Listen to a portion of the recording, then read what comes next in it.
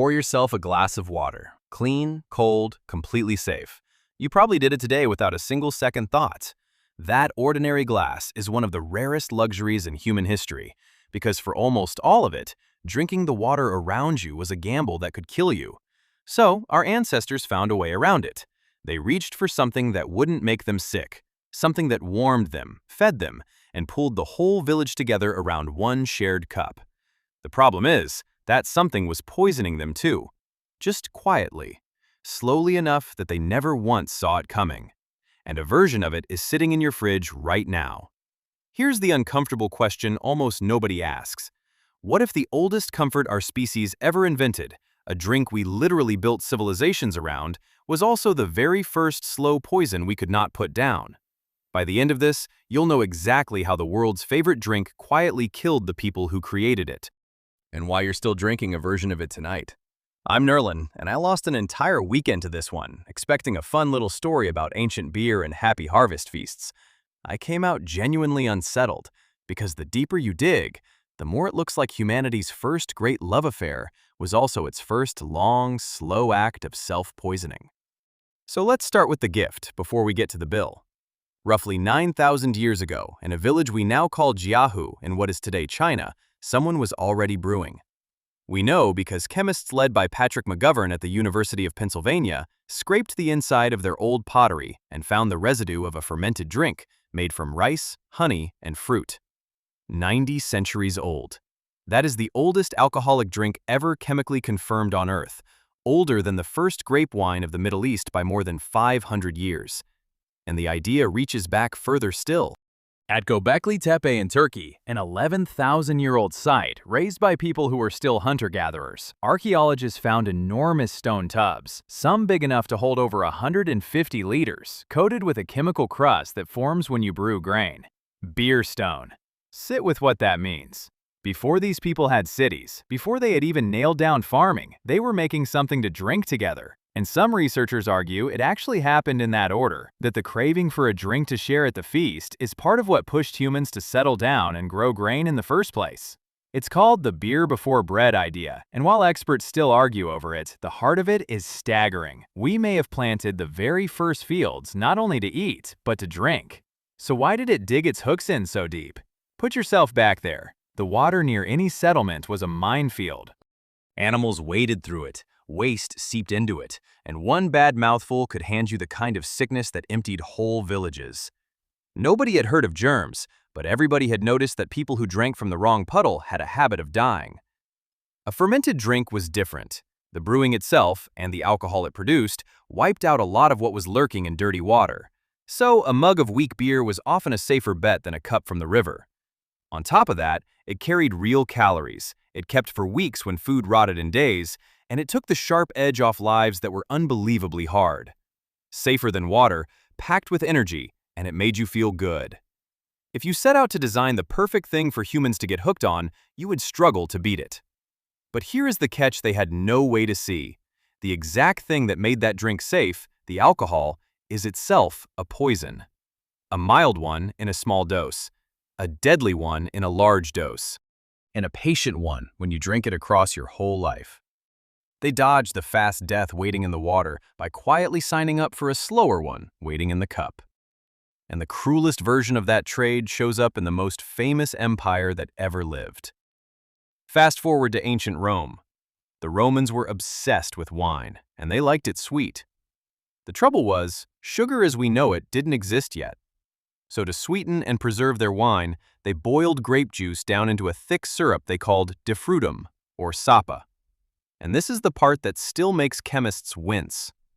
The most respected Roman writers on farming insisted that you boil that syrup in pots made of lead. Not bronze, lead. Because lead did something that tasted wonderful. It bled into the syrup as a compound that is sweet all on its own. They called it sugar of lead. The Romans had stumbled onto one of the first artificial sweeteners in history, and it was a poisonous metal.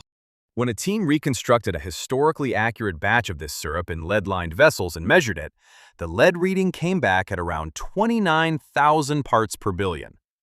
To put that into human terms, that is nearly 3,000 times the amount allowed in modern drinking water. and they were stirring it into the wine they drank day after day. Lead doesn't kill you in one night. It accumulates.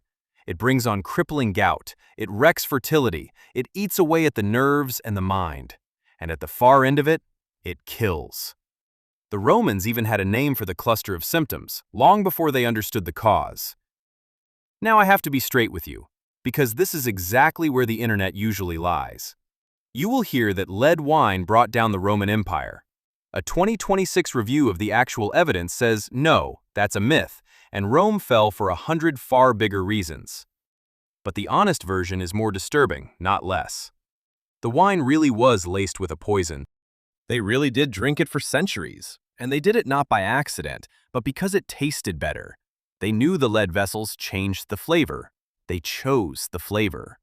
Personally, I think this is the quiet pattern humming underneath the entire human story, and it's the same trap as fire. The thing that protects you is also the thing harming you, and it feels too good or too useful to walk away from. Clean water was a daily gamble, so they drank the alcohol that was slowly aging their organs. Plain wine was harsh, so the Romans sweetened it with the metal poisoning their blood. Every time, the comfort wins.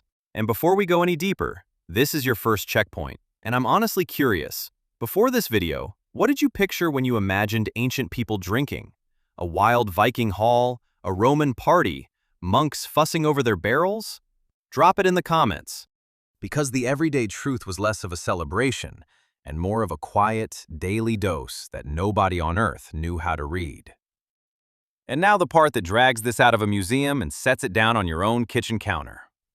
Because it's tempting to feel safe. We've got clean tap water now. Nobody is boiling syrup in lead. Surely the ancient drinking problem is finished. It isn't. According to the World Health Organization, alcohol still kills around 2.5 million people a year. Not back then. Right now. This year. About 2.6 million deaths, very roughly 1 in every 20 deaths on the planet, traced to the exact same molecule that was hiding inside Jiahu's pottery 9,000 years ago. Liver disease, heart disease, accidents, and cancer. The WHO blames alcohol on its own for hundreds of thousands of cancer deaths a year. We fixed the lead. We never fixed the alcohol, because the alcohol was never the contaminant. It was the whole point. So here's the question I genuinely want answered. Knowing it's the oldest poison we never managed to put down, does that change the next drink for you at all? Or not even a little? Be honest down in the comments. And even if you never touched the stuff, you've still inherited the instinct. The toast at the wedding, the cold one after a brutal day, the glass that's supposed to mean we're celebrating. We're together. We made it. That feeling predates farming, writing, and every city you have ever heard of. And so does the quiet damage riding along beside it. So here's what actually changed between them and you, and it's smaller and stranger than you'd think. We didn't outgrow the drink. We out-engineered every reason we ever needed it. We built clean water, so alcohol stopped being the safe choice. We invented refrigeration and real sweeteners, so nobody ever had to boil poison to make wine taste good again. We stripped away every single excuse our ancestors had. And then, with all of those excuses gone, we kept pouring it anyway. They at least had a reason. We just have the habit. So go back to that glass of clean water from the very start, the one you didn't think twice about. For almost all of human history, that was the dangerous drink, and the alcohol was the safe one. We have completely flipped the deal, and most of us never even noticed it happen. I'll be honest, I look at a cold drink a little differently now. It used to be pure celebration. Now I can see the oldest bargain our species ever raised a cup to, still sitting right there in the glass. So tell me, down below, when was the last time you raised a drink to something? And did you ever once think about the people thousands of years ago doing the exact same thing for reasons that could have killed them? I read every single one. I'm Nerlin. See you in the next one.